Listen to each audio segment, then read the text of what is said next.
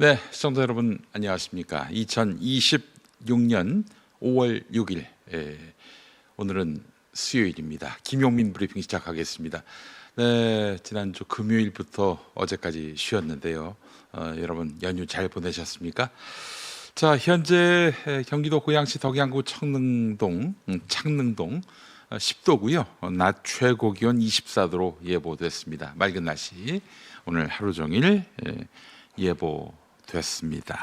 지난 월요일 코스피는 5% 넘게 급등하면서 사상 처음으로 6,900을 돌파한 채 장을 마감했습니다. 숨가쁘게 질주하며 사상 최고치를 경신하고 있는 코스피가 오늘 7,000피 시대를 맞이하게 될지 140만 닉스가 된 SK 하이닉스 상승세가 어디까지 이어질지 관심입니다. 국가데이터처가 4월 소비자 물가 동향을 발표하는데요. 국제 유가 급등으로 석유류가 10% 가까이 뛰면서 3월 소비자 물가는 2.2% 올랐는데요. 고환율, 고유가 속에서 4월 소비자 물가도 상승 흐름을 이어갔을 것으로 예상됩니다. 오늘 발표도 주목됩니다. 자, 오늘 김용민 브리핑은 잠시 후에 함돈균 박사 만납니다. 매블쇼 진행자 최욱 씨한테 직격탄을 날렸는데 생각 다른 사람을 분란 세력으로 몰고 있다면서 강력하게 성토하고 있습니다. 그 이야기 듣도록 하겠습니다. 공희준 정치평론가와 함께하는 시간입니다. 이 경기도 평택을 선거 상황 살펴보도록 하겠습니다. 또 부산 북구에 출마한 하정우 전 수석에게 또한 조언의 한마디를 남길 계획입니다. 이따 또 함께 하시죠. 그리고 오늘 이석현 정치평론가와 함께 최근에 정청래 대표의 오빠 발언 파문, 자, 선거에 어떤 영향을 미칠지, 그리고 김용남 후보가 질린다 이런 표현을 쓰면서 조국 후보를 성토했습니다. 이 발언의 맥락도 한번 살펴보도록 하겠습니다. 오늘도 깊이 있는 정치 토크가 준비되어 있습니다. 김용민 TV, 김용민 브리핑과 함께해 주시기 바랍니다. 오늘 아침 신문 기사 살펴보도록 하겠습니다. 쿠팡 INC가 올해 1분기 매출 85억 400만 달러, 약 12조 4,597억 원을 기록해서 전년 동기 지난해 같은 때에 비해서 8% 성장했습니다. 그러나 영업 손실 2억 4,200만 달러, 약 3,545억 원과 순손실 3,897억 원을 내면서 흑자에서 적자로 돌아섰습니다. 지난해 11월 한국에서 발생한 3,370만 명 규모 개인정보 유출 사태가 수익성 악화에 결정적인 영향을 준 것으로 분석됩니다. 대만 사업 부진도 부담으로 지목됐고요. 공정거래위원회는 최근 쿠팡 동일인을 법인에서 김범석 의장으로 변경했습니다. 자, 최근에 논란 과정에서 쿠팡이 보여줬던 반애국적 행태, 분명히 한국에서 대박난 기업인데 말이죠. 한국 정부를 향해 미국 정부를 통해서 압박을 가하는 이런 반애국적 행태에 대해서 국민들이 공분한 것이죠. 탈팡 사태가 이어진 것도 이번 영업 손실, 순손실의 배경이 된 것으로 풀이됩니다. 중앙일보 소식이었고요. 자, 다음 소식 보겠습니다. 이재명 대통령 사건 공소 취소 가능성을 열어둔 윤석열 정권 조작기소 특검법을 두고 여당 내에서 비판이 거세지고 있습니다. 김부겸 민주당 대구시장 후보는 어려운 지역 후보들의 처지를 고려해서 중앙당이 신중해야 한다라고 공개 반발했습니다. 영남권 후보들은 보수층 결집을 우려하고 권칠승 임미애 의원과 김용남 전 의원도 숙고 필요성을 제기했습니다. 당내에서는 법안 내용과 발의 시점에 공감대가 부족했다는 지적이 이어지고 있습니다. 정청래 지도부는 여론을 살피며 새 원내대표 선출 뒤 입장을 정리할 전망입니다. 아이고, 정말 선거에 도움이 되지 못하는 이런 지도부, 정말 민주당의 가장 큰 리스크가 된 것 같습니다.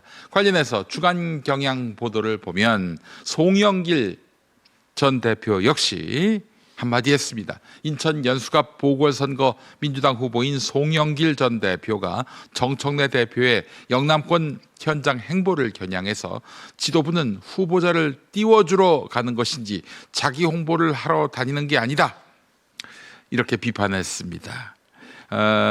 후보자를 띄워주러 가야 하는 건데 지금 자기 홍보하러 다닌다는 거예요. 정청래 대표가 말입니다. 지원 유세도 후보 요청과 지역 정서에 맞춰야 한다며 영남은 견제 심리와 역풍에 민감하다고 지적했습니다. 그러니까 민주당 당대표가 파란 옷 입고 영남권 여기저기 누비고 다니면서 뭐 춤추고 이러면 역풍이 일어난다는 거예요.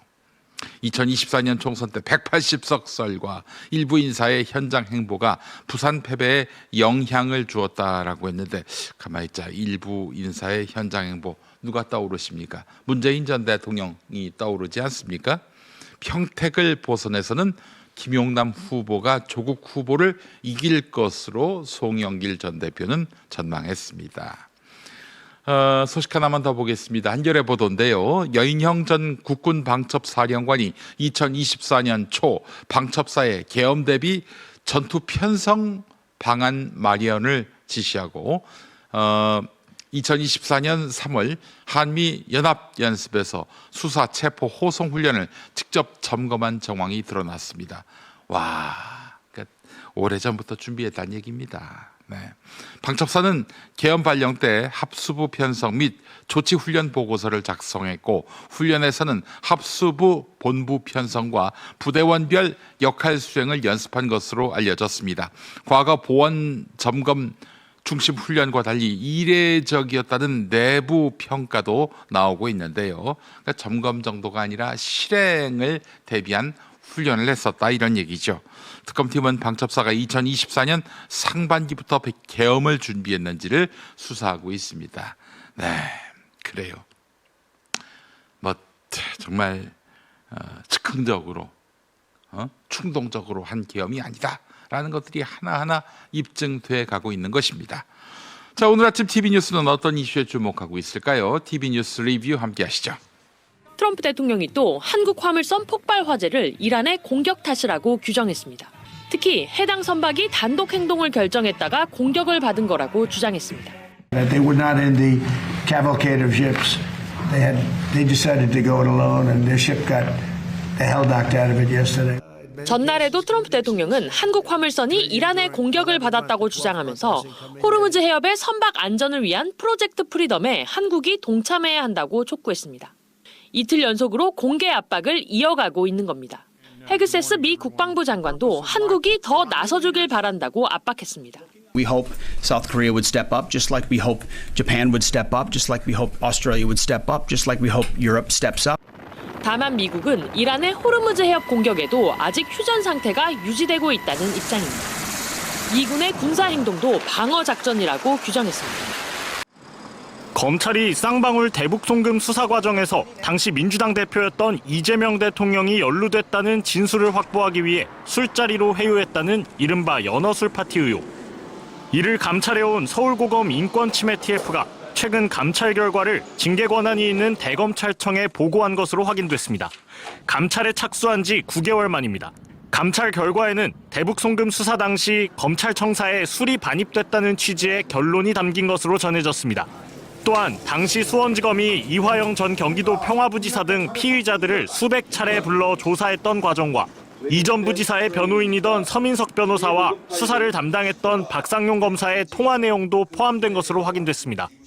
해당 통화 녹음 파일에는 박 검사가 이 대통령에게 불리한 진술을 서 변호사에게 요구하며 회유하는 듯한 정황과 형량 거래를 암시하는 내용이 담겨 논란이 됐습니다. 이재명 씨가 완전히 주범이 되고 이 사람이 종범이 되는 식의 자백이 있어야 저희가 그걸 할 수가 있고. 이전 부지사를 상대로 실시한 거짓말 탐지기 조사 결과도 감찰 내용에 반영된 것으로 전해졌습니다. 부산 북갑 국회의원 보궐선거에 다음 3명의 후보만 출마해 3자 대결을 한다면 누구에게 투표할지 물었습니다.